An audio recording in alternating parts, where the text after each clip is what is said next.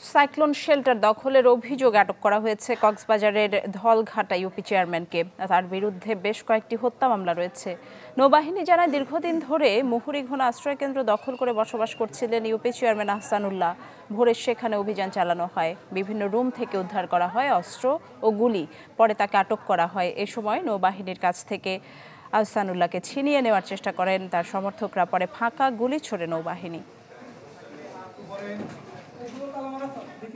ওনার বিরুদ্ধে বেশ কিছুদিন ধরে অনেক অভিযোগ ছিল, বিশেষ করে সন্ত্রাসী কার্যক্রম, তারপরে অবৈধ অস্ত্রের মজুদ এবং মুহুরীঘোনা সরকারি সাইক্লোন সেন্টার ওনার জবরদখলে রাখা।